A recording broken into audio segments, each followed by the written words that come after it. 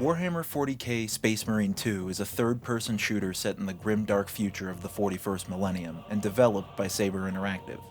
You don't really have to have played the first game to get into this one. It is a sequel and not a reboot, so playing the first game will give you some more background to the characters, but it's not required to get into the game. You also don't have to know anything about 40k to get into this. It's pretty friendly to people just finding out / engaging with the 40k universe.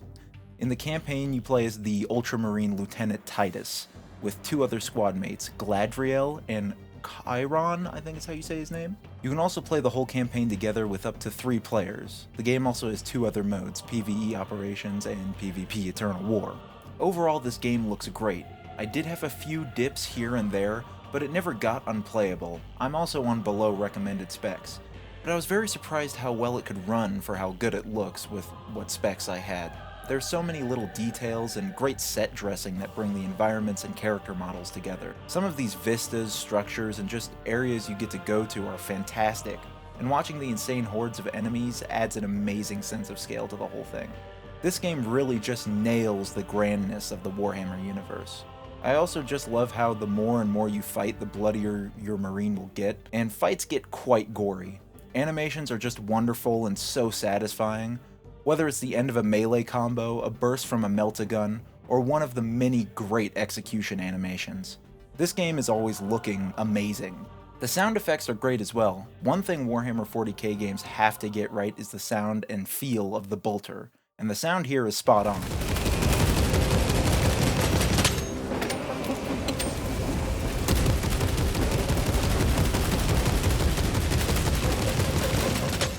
Every weapon and impact sounds great. Chopping through hordes of enemies is just so meaty and powerful. All of the sounds for enemies and dodge, parry sounds are fantastic too.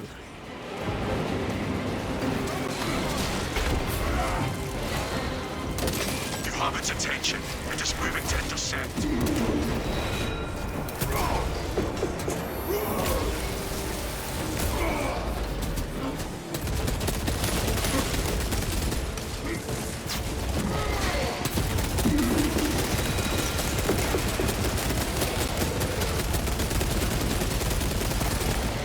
Kill confirmed.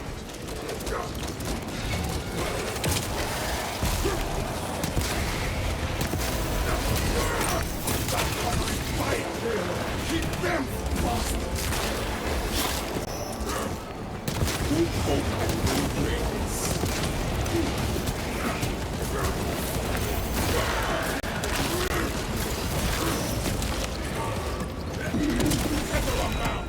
Overall, this game just looks and sounds fantastic. The game's music is what you'd expect from a Warhammer game. Slow, tense songs turn into intense, drum-heavy tracks that can get you pumped up when combat starts up. But nothing ever really stuck out with me. There was nothing very memorable. Combat in this game is great. Shooting feels really good, and there's a decent amount of variety when it comes to weapons, from bolt guns, melt-a-guns, plasma weapons, and more. Melee combat is also super satisfying and pretty robust, with a parry and dodge system mixed in with a fun, light combo system. I pretty much love how all the melee weapons feel.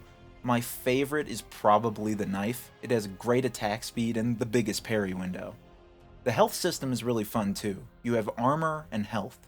You get armor either by passive regeneration or by executing enemies, and health can only come back via stims. Though when you take damage, your missing health turns into white health for a short time, allowing you to get it back by dealing damage, and executions always fill white health.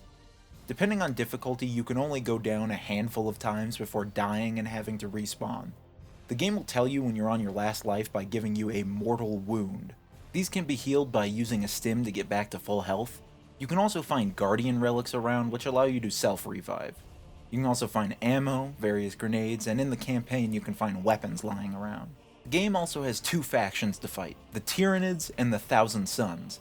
If you're into Warhammer, you probably know how they're both going to play, but for those who don't, Tyranids are very horde and melee focused, and really like to swarm you, but they're not to be brushed off at range either. They're warriors with venom cannons, which are pretty much just snipers. They can absolutely destroy you if you don't dodge their shots. And Zoanthropes are quite annoying too. They fly around and have some pretty damaging ranged attacks, and usually come in pairs with a shield alternating between them.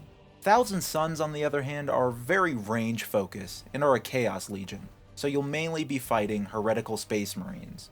The Thousand Suns follow the Chaos God of Tzeentch, the Changer of Ways, known for trickery, change, among some other things. So, Thousand Sun units are always teleporting around and giving you a status effect that makes you hallucinate and see enemies that aren't actually there. They still do have some melee cannon fodder, and can deal some serious damage if you get in close with the Rubric Marines, but overall mainly focused on range. There's 3 game modes in Space Marine 2: Campaign, Operations, and Eternal War.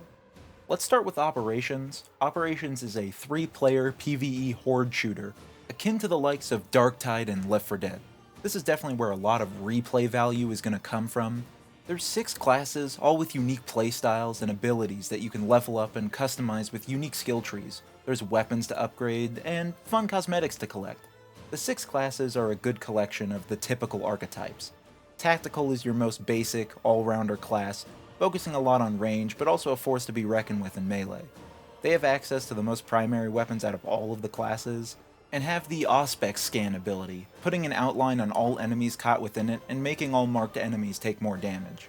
Assault is a very melee-focused class, almost acting as shock infantry at times, jumping in and out of combat. He's probably one of the weakest classes. They really nerfed his jump pack compared to the campaign and PvP. It takes ages to recharge, and they decreased the jump height greatly.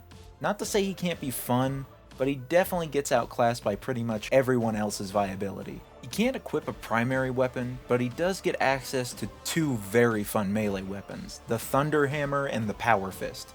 He can also use the Heavy Bolt Pistol, which is great, but overall, I hope they end up changing him somewhat, mainly just making his jump pack better.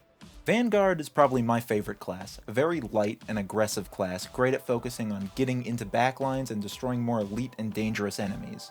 With the use of his grapnel launcher, he can pretty much fly across a battlefield and wipe out snipers in close combat. He also just gets some insane buffs in his skill tree, like increasing the parry window by 50%.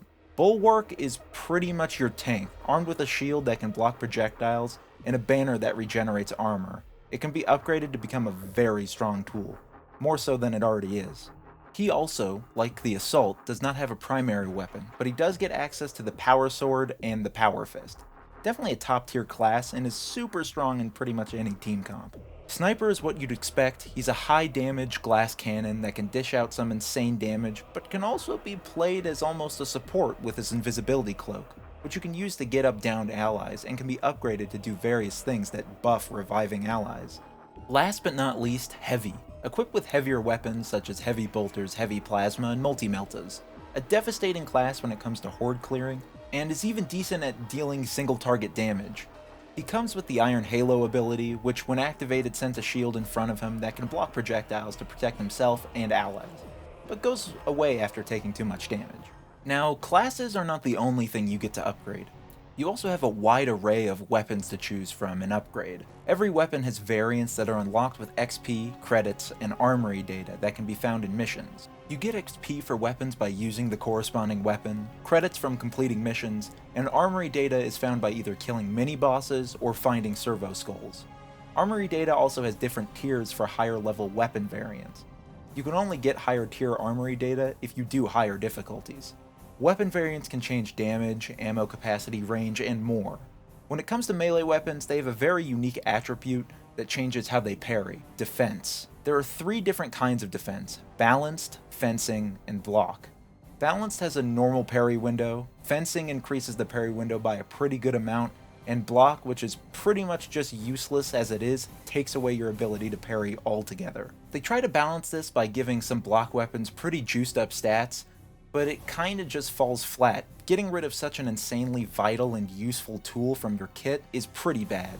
They should honestly just make block have a pretty small parry window, but also have really good stats, so it turns into a risk-reward, so that people that are skilled enough to deal with the shortened parry window can show off some sort of skill expression and get rewarded for taking this handicap.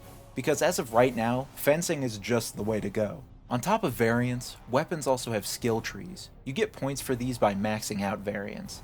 This is fairly easy, as every variant has only 1 level, so usually you can max out a variant after a couple missions. There's about 7 missions in the game, with more on the way, and 5 difficulties. I'd say I like most of the missions. Some of the ones with the 1,000 Suns I try to stay away from, but overall a good roster of missions, and they plan to add more. The difficulties change not only the strength and amount of enemies, but also the amount of resources you get and times you can go down. Operations also has a unique mechanic, allowing enemies to call for reinforcements.